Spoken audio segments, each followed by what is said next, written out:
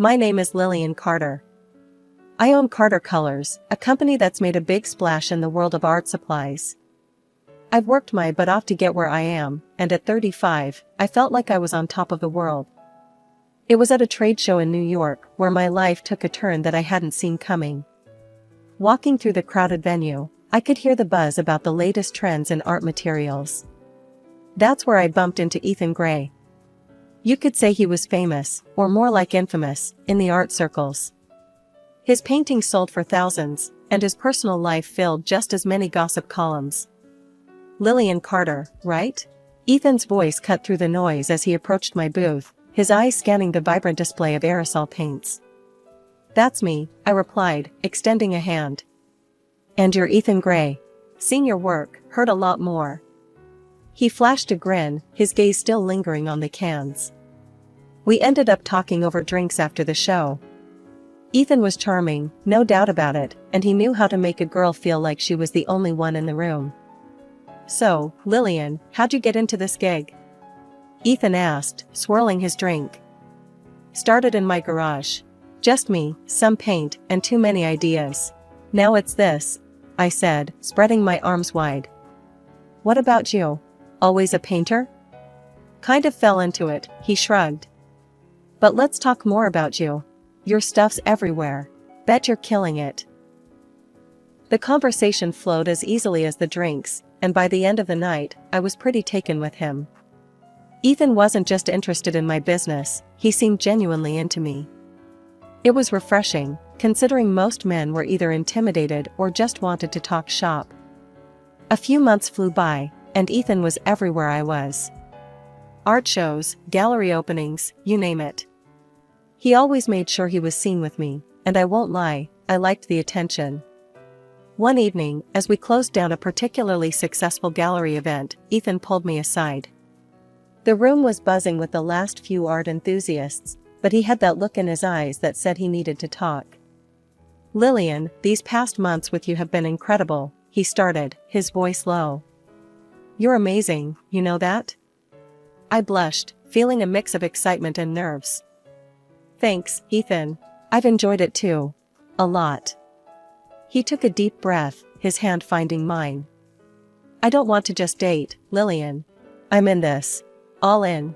What do you say? The question caught me off guard. Here was a man who'd been the talk of the town, known for his fleeting romances, and he was looking at me like I was his next masterpiece.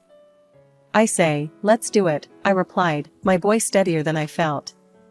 That night, Ethan asked me to marry him in a way that was both shocking and utterly perfect. It wasn't long before we were planning a wedding that was bound to be as colorful as my paints. After our whirlwind wedding, which was the talk of the town, Ethan and I moved into a spacious new house that I had picked out, imagining kids running around, their laughter filling up the halls. It was a big step, buying that place, but I felt it was right. It felt like our future was starting to take shape right before my eyes. To sweeten our new beginning, I surprised Ethan with a sleek new car. For all the times you'll drive back from your studio, all inspired and messy, I joked as I handed him the keys. He laughed, hugged me tight, and said it was more than he deserved. I got one for myself too, so I guess we both deserve the best, I shot back with a grin. Ethan continued working out of his old studio across town, despite my suggestions to set one up at home. Babe, I'm a creature of habit. That old studio, it's got the vibes, the history. Can't just leave that behind, he'd explain every time I brought it up. I didn't push it, I respected his space and his process. Plus, I was busy too, launching a new store downtown, expanding Carter Colors. One evening, as we were relaxing on our back porch, Ethan brought up a new project he was dreaming about. Lil, I've got this idea, something big. But I'm a bit strapped right now, he said, looking out into the yard, his voice unusually hesitant. What kind of big? I asked, intrigued. A new series of paintings.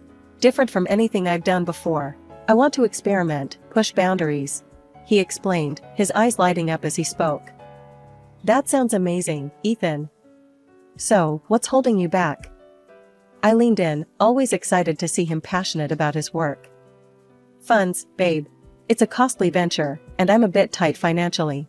I need $100,000, he admitted, scratching the back of his head.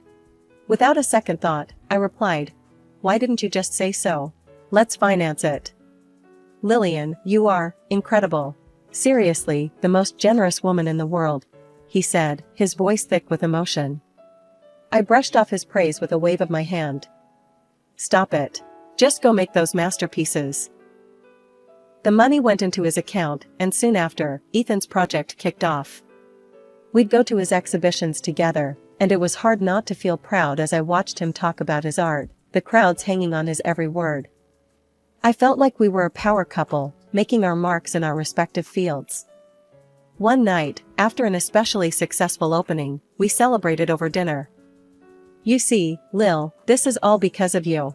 You inspire me," Ethan said, reaching across the table to squeeze my hand. "Nah, it's all you, babe. I just provided the canvas, you're the one making the magic happen," I replied, squeezing back. "But seriously, I don't know what I'd do without you," he continued, his gaze intense. "Let's not find out, okay?" I joked, trying to keep the mood light. As we clinked glasses, I felt like everything was falling into place. The night of Ethan's birthday was supposed to be perfect. I had everything planned down to the last detail: dinner at one of the city's most exclusive restaurants, followed by a helicopter ride over the glittering skyline. I wore my favorite red dress, the one Ethan said made me look like $1,000,000. I arrived early, a bundle of nerves and excitement. The maitre d' showed me to our table, a secluded spot with a view of the city lights. I ordered a glass of wine and waited, my heart pounding with anticipation. Half an hour late, Ethan finally walked in, but not alone. My heart sank as I saw him enter with a young woman on his arm, laughing at something he'd said. My stomach churned as they approached the table. "Lillian, I need to talk to you," Ethan said, his voice serious all of a sudden. I looked from him to the woman, my eyes wide. "This better be good, Ethan. Who's this?"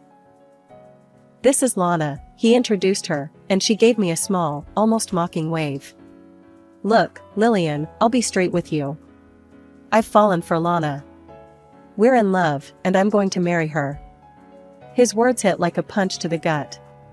Lana, standing a bit too close to Ethan, looked at me with a smirk. "Sorry you had to find out this way," she said, her tone anything but apologetic. Ethan handed me an envelope. "I've filed for divorce. And I'll need half of everything we acquired together."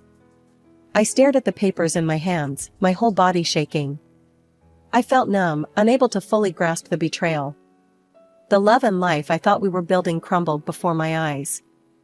As they turned to leave, Lana glanced back and waved at me with a malicious smile. The sight of it filled me with a cold rage. But I just sat there, silent, watching them walk away. After they left, I downed my wine in one gulp and dialed Laura, my best friend. She picked up on the first ring. "Laura, it's me. Can I come over? It's Ethan, he's leaving me. For another woman." "Oh, Lil, I'm so sorry. Come right over, honey. We'll figure this out." I left the restaurant and headed straight to Laura's. The drive over was a blur, my mind racing and heartbreaking. When I arrived, Laura was waiting at the door, her face full of concern. Inside, we sat on the couch, and I poured out the whole sordid story. Laura listened, her face growing angrier by the minute. "He wants what? Half of everything? That no good, two timing." "Yeah, the house, the cars, even the new store," I said, my voice hollow. "I bought all that thinking we were building a future. We need to fight back, Lillian. This is outright theft." Laura's outrage mirrored my own. "Let's find someone who can dig up dirt on him. If he's been planning this, who knows what else he's hiding." That night, I slept at Laura's place, my dreams a chaotic swirl of betrayal and whispered plans of revenge. The fight was just beginning, and I was ready to claim what was rightfully mine. The next morning, we were running on adrenaline and caffeine, ready to set our plan into motion. We found a private detective named Hank through a recommendation, and we wasted no time meeting him to discuss our situation. "Morning, ladies. What brings you to my part of town?" Hank asked, his office cluttered with files and old coffee cups. Morning, Hank. We've got a bit of a situation. My soon-to-be ex-husband, he's pulled a fast one on me. I began, trying to keep my voice steady. Laura jumped in, her voice firm. We need dirt, Hank. The kind that sticks. This guy's been playing my friend here for a fool, and we're not about to let him get away with it. Got it. Names, places, any details you've got. I'll start digging. Hank's fingers flew over his keyboard as we provided him with everything he needed. Over the next week, Laura and I were on edge, waiting for any news. Finally, Hank called us back to his office, with a grim look on his face. Found more than I bargained for, he said, handing us a thick file. Your guy, he's been seeing this mistress of his for months. Fancy trips, expensive gifts, and yeah, that new apartment on the coast? It's in his name, bought with your money. The betrayal stung anew, but now it was mixed with a fiery anger. Can we make this public? I mean, legally? I asked, thumbing through the documents. Laura, ever the strategist, had another idea. Wait, my cousin's a producer for that morning talk show, Daybreak Delights. What if Lillian goes public there? A live tell-all? Perfect. Let's burn his little castle down with the truth, I agreed, feeling a surge of empowerment. We arranged for me to appear on the show. The night before, I was a bundle of nerves, but Laura stayed on the phone with me, rehearsing what I would say. The morning of the show, I sat across from the host, a sympathetic woman named Marcy.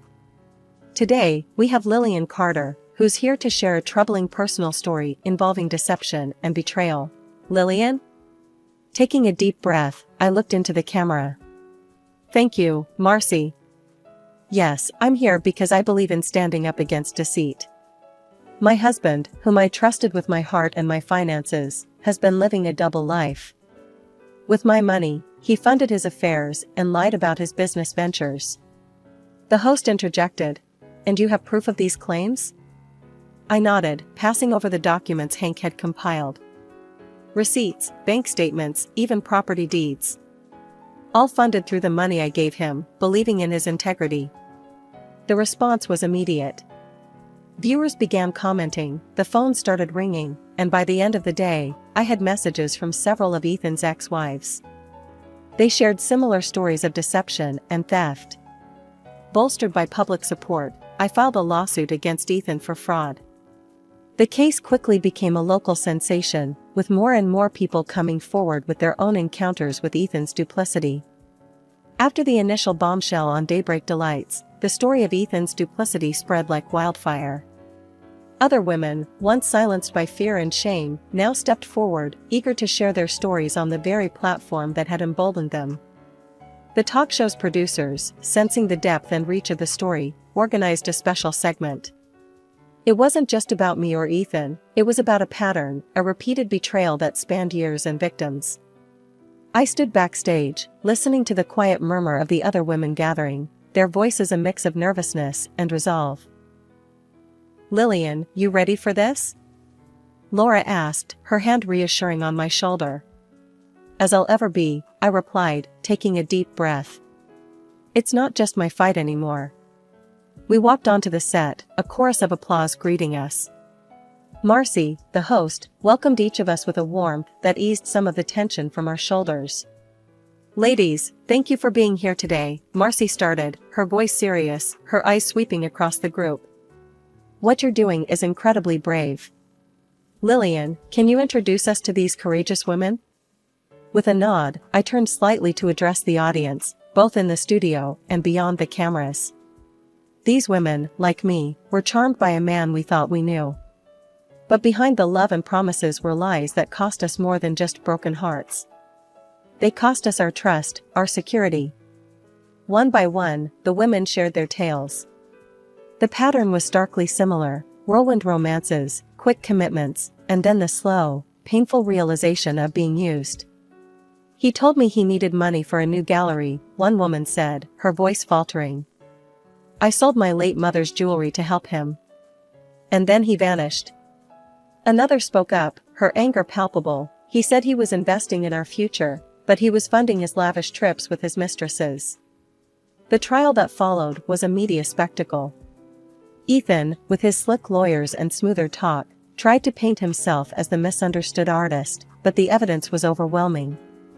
The judge ruled in our favor, recognizing the systematic deception Ethan had woven into our lives.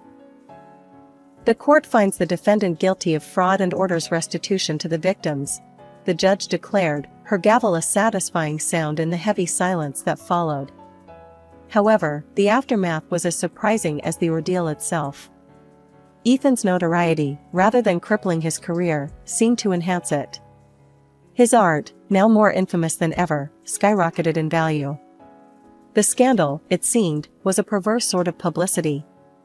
Months after the trial, Ethan's voice unexpectedly filled my living room, his laughter ringing through the phone in a call I never expected to receive. "Lillian, darling, I must thank you," he sneered, his voice oozing false sweetness. "What are you talking about, Ethan?" I replied, my grip tightening around the phone. "Oh, come now. Thanks to your little stunt, my paintings are selling at triple the price. Scandal really does wonders for the art world," he boasted, arrogance dripping from every word. I was silent, processing his audacity. "And to top it off," he continued, the smirk practically audible, "I've married again. A young, beautiful thing. Far superior to you in every way." His words were meant to wound, and they did, momentarily. But as he laughed and hung up, a fire built inside me. Hank called on time, at a time when I was considering new ways to get back at Ethan. "Lillian, you're gonna want to sit down for this," Hank's voice was thick with urgency. "What's up, Hank? What did you find now?" My heart skipped a beat, wondering what bombshell was left to drop. "It's big, Lil. I mean, career-ending big for Ethan. Meet me as soon as you can," he said. I agreed, curiosity and a twinge of that old, familiar rage stirring in my belly. At Hank's office, the evidence laid out was undeniable, shocking even to me, seasoned by now in Ethan's capacity for deceit. But this was different. This was massive. Armed with the new information, I couldn't just walk away.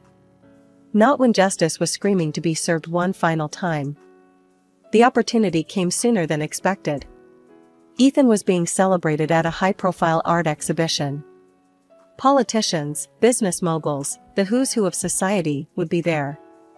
And so, I decided, would I, with a +1 whose identity would shake the very foundations of Ethan's pretentious little empire. The night of the exhibition, I was a bundle of nerves and resolve. Beside me was Alex, a shy, young artist with a brilliant talent and a significant role in the night's unfolding drama. As we entered, Ethan, ever the charmer, was surrounded by admirers, his new wife, Lana, glittering beside him. Ethan's eyes narrowed the moment he saw me, his smile faltering as he noticed Alex. His discomfort was palpable, and he looked like he'd seen a ghost. As the speeches began, I felt every heartbeat, every tick of the clock acutely. When it came time for Ethan to speak about his original works, I knew it was showtime. "Excuse me, can I have a moment?" I stepped forward, microphone in hand, my voice steady. The room fell silent, all eyes on me. "Thank you," I began, smiling sweetly at the confused faces around me. "I know you're all here to honor Ethan, but I want to introduce you to someone very special. Alex, come up here." Alex joined me, his nervousness clear but his resolve strong. I nodded at him, and he began the slideshow he'd prepared. The first slide displayed a familiar painting, one Ethan claimed as his own. "Lovely, isn't it?" I continued, as slide after slide showed beautiful artworks. All created by Alex here, not by Ethan. The revelation that Ethan Gray had no original talent and had been passing off someone else's art as his own hit the crowd like a tidal wave. The grand hall, once filled with the murmur of admiration, was now abuzz with shock and indignation. Alex stood beside me, his presence calm yet powerful against the storm of reactions. His admission on the stage, backed by undeniable evidence of contracts and payments, mere crumbs compared to the fortunes Ethan had made, was the final nail in the coffin of Ethan's career. "I was hired by Ethan years ago," Alex's voice echoed in the hall, now hushed to catch every word. He promised exposure and mentorship, but all I got was a corner in a studio and secrecy, while he sold my work as his own for huge profits. The guests, many of whom were prominent figures in the art world, looked at Ethan with a mix of disbelief and disdain. His shoulders slumped, his usual charm dissipated into the air, leaving behind the shell of a man exposed by his own greed and deceit. One furious collector stood up, his voice booming across the room. "You sold me a lie. I demand a refund, Ethan. How could you?" His outcry was a catalyst. More voices rose in agreement, demanding justice for the deception they had unknowingly supported. Lana, who had been standing by him in what she assumed was her moment of social ascent, now recoiled as if struck. "I didn't sign up to marry a fraud," she yelled, her voice shrill. "We're done, Ethan." She stormed out, her exit as dramatic as the scandal unfolding. Reporters, quick to sense the magnitude of the scandal, began furiously taking notes, their cameras flashing. The air was electric, charged with the thrill of downfall and the drama of truth unveiled. Seeing an opportunity not just for vengeance, but for rightful recognition, I stepped forward once more, seizing the moment to turn the tide. "Ladies and gentlemen," I began, my voice clear and commanding over the noise.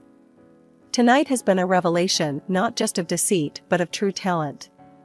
This young man, Alex Mercer, is the real artist behind the paintings you've admired tonight." The room quieted, eyes turning to Alex, who stood a little taller under the gaze of the art world's elite. As his agent, I'm proud to present his genuine work, not just for sale, but for the recognition he rightfully deserves. We welcome galleries, collectors, and art lovers to support true talent, unshadowed by deceit. The shift in the room was palpable. Curiosity replaced shock, and several gallery owners and art dealers approached us, their expressions one of intrigue and respect. "Mr. Mercer, could we discuss potential exhibitions?" one gallery owner asked, her tone eager and genuine. "Absolutely," I replied, smiling at Alex, who was finally receiving the recognition he deserved. As the crowd began to buzz with positive murmurs and discussions of potential deals, I looked over at Ethan, now a bystander in his own downfall. His empire, built on lies and exploitation, had crumbled. 4 years had flown by since that explosive night at the exhibition. Life, it seemed, had settled into a rhythm more beautiful and fulfilling than I ever could have imagined. Alex and I, now not just partners in business but in life, had woven our paths together. The morning light filtered through our bedroom window, casting playful shadows on the wall. Alex, already awake, was sketching by the window, his fingers moving deftly over the paper. Our little boy, Max, was already sitting at the table, munching on his breakfast. "Mommy, look." Max held up his crayon masterpiece, color sprawling across the page in wild abandon. "That's amazing, buddy. You're gonna be just like Alex," I said, ruffling his hair. Alex joined us, placing a kiss on my head and then on Max's. "He's got your creativity, Lillian. We might have a little artist on our hands." Life had indeed been kind, but it wasn't just our family flourishing. Alex's career as an artist had skyrocketed, his genuine talent now recognized and celebrated far and wide. And me, stepping into the role of his agent, I found a passion for advocating and nurturing real talent, something that gave me a deep sense of fulfillment. As we sat at the breakfast table, the phone rang. I answered, still smiling from our morning banter. "Lillian Carter," I greeted. "Lillian, it's Diane from Galleria Moderna. We just wanted to confirm Alex's solo exhibit next month.